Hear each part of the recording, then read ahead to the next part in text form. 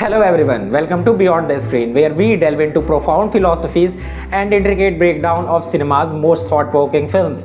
और आज हम जिस फिल्म के बारे में बात करने वाले हैं उसका नाम है द गॉडफादर, जिसे बनाया है फ्रांसिस फोर्ड कपोला ने।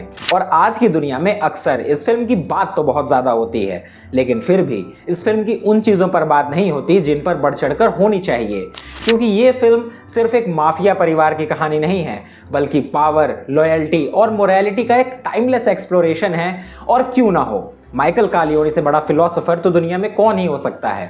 So let's dive deep into the philosophical beauty of the godfather.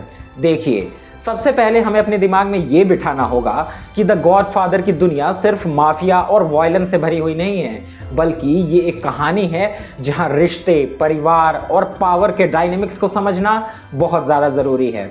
Veto Corleone एक ऐसा पेट्रियार्क है जो अपने दोस्तों और दुश्मनों के बीच एक परफेक्ट बैलेंस बनाए रखने की कोशिश करता है।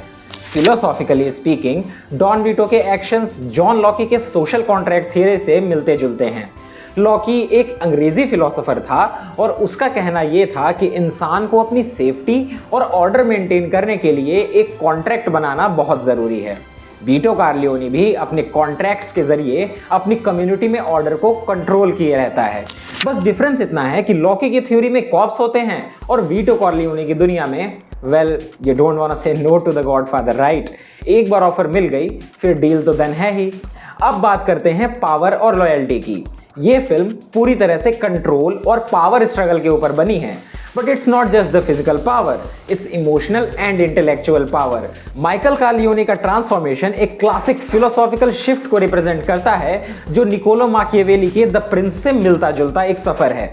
3 फिल्मों की इस सीरीज में माइकल धीरे धीरे समझता है कि शक्ति केवल डर से नहीं, बल्कि बुद्धिमानी से और सही समय पर सही निर्णय लेने से आती है।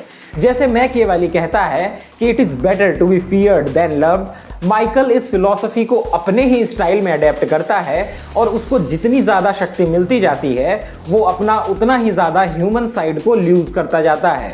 डॉन वीटो जो अपने परिवार और वैल्यूज से इतना ज़्यादा अटैच्ड था, माइकल उसी परिवार को अपनी शक्ति के लिए सेक्रीफाइस कर देता है। और यहीं से शुरू होता है माइकल का असली डाउनफॉल। जितनी पावर माइकल के हाथ में आती जाती है, उतना ही ज़्यादा वो अपने ह्यूमैनिटी और रिलेशनशिप्स को खो देता है। And this is what Nietzsche calls the will to power, where power becomes the ultimate goal, और उसके लिए इंसान कुछ भी कुर्बान करने को तैयार हो जाता है।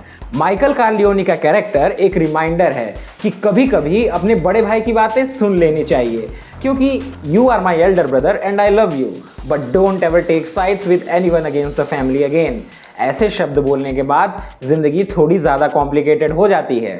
द गॉडफादर ट्रिलॉजी का एक और इम्पॉर्टेंट थीम है मोरालिटी, जो गुड और एविल के बीच की थिन लाइन को एक्सप्लोर करता है। वीटो कॉर्लियोनी एक क्रिमिनल है, लेकिन फिर भी उसका पर्सनल कोड ऑफ एथिक्स काफी मजबूत है। उसके अकॉर्डिंग वो अपनी फैमिली के लिए जो कुछ भी कर रहा है वो गलत नहीं है। और ये एक मोरल पैराडॉक्स भी है कि क्या आपके फैमिली के लिए की गई गलत चीजों को आप जस्टिफाई कर सकते हैं? एरिस्टोटल के एथिक्स के पर्सपेक्टिव से देखें तो ये एक ट्रिकी क्वेश्चन है, because according to Aristotle virtue एक बैलेंस होता है, which is neither too much nor too little. Vito का कोड उसी बैलेंस को दिखाता है। कुछ वैल्यूज के अगेंस्ट वो कभी नहीं जा सकता, जैसे कि ड्रग्स, क्योंकि वो उसे मोरली रॉन्ग समझता है। लेकिन माइकल अपने पिता के इस बैलेंस्ड व्यू से अलग सोच रखता है और यही उसके डाउनफॉल का असली कारण बनता है। और ये परिवार का हेड ऑफ द फैमिली जो रूल होता है, ये कई बार इतना हैवी हो जाता है कि आपको आपका मेंटल बैलेंस लूज करना पड़ता है, और बेचारा माइकल इसी बैलेंस को ढूंढने के चक्कर में अपनी जिंदगी के एल लगा लेता है। माइकल का जो कैरेक्टर आर्क है वो एग्जिस्टेंशियलिज्म के एक बहुत बढ़िया एग्जाम्पल के तौर पर देखा जा सकता है। माइकल शुरू में तो अपनी डेस्टिनी को रिजेक्ट करता है, उसे अपनी फैमिली बिजनेस से दूर रहना है, एक नॉर्मल लाइफ जीनी है। लेकिन एग्जिस्टेंशियलिस्ट फिलोसोफर जीन पॉल सार्त्रे कहते हैं कि आप अपने एक्शंस के थ्रू ही अपनी आइडेंटिटी खुद बनाते हैं, और माइकल अपनी आइडेंटिटी को रीडिफाइन करने के लिए एक इरिवर्सिबल चॉइस लेता है, and he chooses to become the godfather.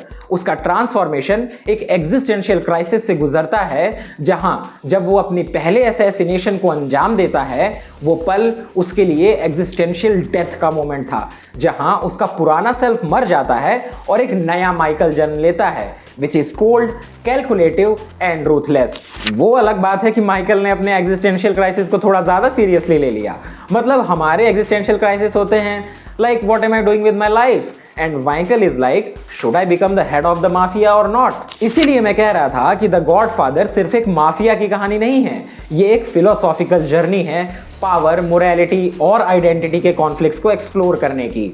इसका इम्पैक्ट टाइमलेस है क्योंकि हम सब कभी ना कभी अपनी जिंदगी में माइकल कॉर्लियोनी की तरह एक चॉइस फेस करते हैं कि क्या हम वो बनेंगे जो दुनिया हमसे एक्सपेक्ट करती है या फिर वो जो हम खुद बनना चाहते हैं। माइकल की जर्नी हमें ये सिखाती है कि पावर बिना कंट्रोल के एक बहुत ही डेंजरस टूल है और हमारे डिसीजन हमारे खुद के होने को रिडिफाइन करते हैं। जैसे सार्त्रे कहते हैं वी आर आवर चॉइसेस, बिल्कुल वैसे ही माइकल का जीवन भी उसकी खुद के चॉइसेस का रिजल्ट है। और अगर आपने अब तक द गॉडफादर को सिर्फ एक क्राइम ड्रामा के तौर पर देखा था तो अब दोबारा देखिए, there is a whole philosophical world hidden beneath. Remember, I will make you an offer you can't refuse, और ये ऑफर है द गॉडफादर का बियॉन्ड द स्क्रीन देखने का।